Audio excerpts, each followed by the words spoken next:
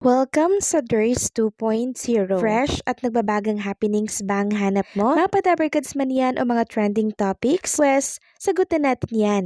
Kaya naman isubscribe nyo na ang ating channel para sa mga nagbabagang balita everyday. So, ayun, welcome back again sa ating YouTube channel mga Kadabarkads. And for today's video nga pag-uusapan natin ay tungkol sa mga importanteng kaganapan sa loob at sa labas po ng Itbulaga. So, isang napakasiyang Itbulaga na naman at pananghalian ang ating pinagsaluhan kanina. Kaso ang dami pong wala sa Itbulaga, wala si Wally Viola and si Miles Ocampo at Raisa May Dizon ang sinalang po sa sugod bahay mga kapatid kasama po ni Jose Manalo. And syempre, wala din po si Dabarkads Ryan Agoncillo ngayong araw na which is birthday niya. Pero ganun pa man mga Kadabarkads ay hindi siya nakaligtaang batiin po ni Boss Joey De Leon and Bossing Big Soto kasama ang mga Itbulaga hosts. Alam nyo ba mga Kadabarkads, ka-birthday po ni Ryan Agoncillo ang Itbulaga. Pinanganak po siya April 10, 1979. Ang Itbulaga naman, 1979 pero July. So magkaedad po sila ng Itbulaga. 46 years na this coming July 2025. Kanina nga mga Kadabarkads, ang nabunot po sa Peraping number ay number 79. Kaya sabi po ni Boss Joey De Leon na ayun nga po, ka-age po ni Ryan Agoncillo ang Itbulaga. And nakita ko nga po yung reaction doon ni Dabarkads Arboni Gabriel, manghang-mangha siya sa sinabi ni Boss Joey De Leon. So sa mga nagtatanong kung nasaan po si Ryan Agoncillo, possible na nasa vacation po sila Ryan with family. Kaya wala pa din po siya sa Itbulaga. Kaya naman ang Itbulaga po ay hindi din po naghanda ng celebration para kay Ryan kasi wala naman siya sa Itbulaga. So possible na pagkabalik na lang ni Ryan i-celebrate ang birthday niya dito po sa Itbulaga. And dahil nga po birthday ni Ryan Agoncillo, abay meron pong panibagong painting si Boss Joey De Leon para sa kanya. Sabi niya nga po, Jaco is in a fruit ng kami ni Aileen ay nag-Game of Turon. Happy birthday Ryan Agoncillo, dumami pa daw sana ang mga dragon nyo ni Juday. And nabasa po yan nitong si Ryan Agoncillo kanina. And sabi po ni Ryan, thank you po Tito Joey and Tita Aileen. Love you po. And makikita nga dyan na kinamusta rin po si Boss Joey De Leon. Itong si Vil Velasco. Sabi po ni Vil Velasco, hi Joey, kamusta na?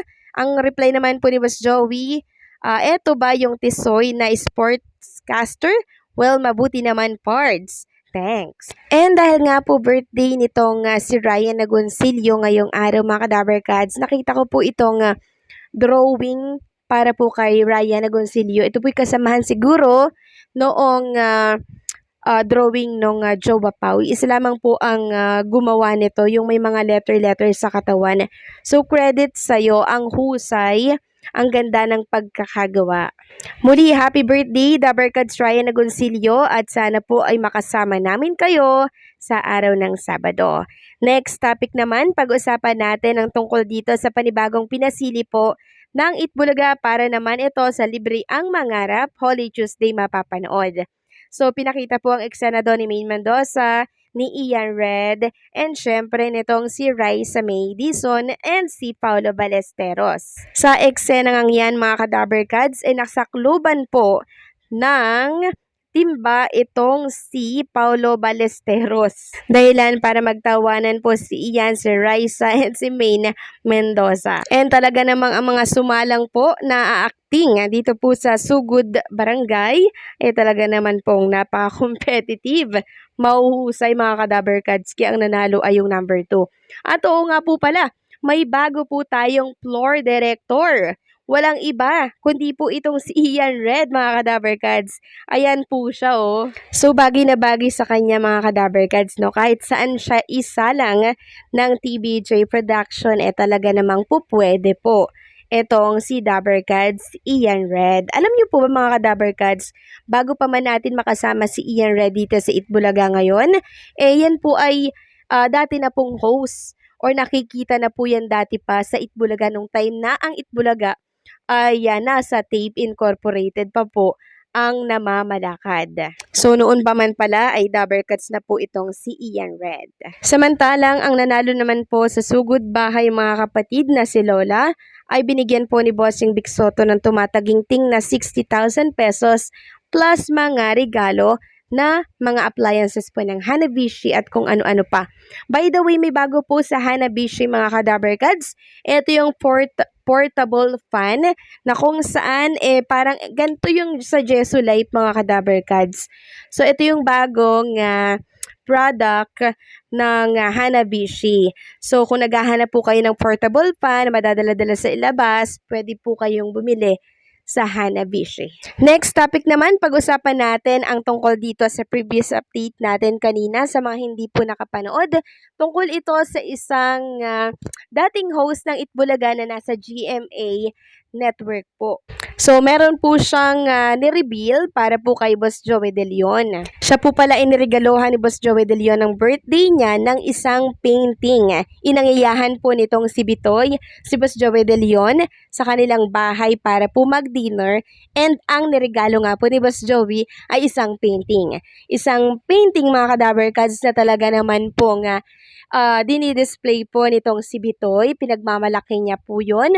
Yung mga gawa po ni Boss Joey De Leon, talagang na-amaze yung mga taong nagpupunta sa bahay po nitong si Bitoy. And alam nyo, hindi lang po isa mga ka-Dabber Cats ang binigay kay Bitoy, kundi po dalawa. So nakakatuwa lang mga ka-Dabber Cats dahil itong si Bitoy, dati yung host ng Itbulaga, 'di ba?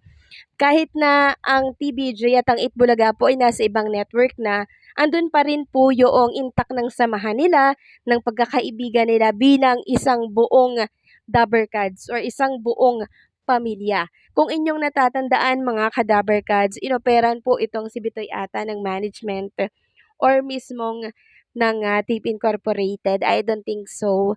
Pero hindi niya tinanggihan to. Ang pagtanging ginawa niya po, may respeto. Sinabi niyang hindi niya maasikaso dahil marami po niyang proyekto na ginagawa.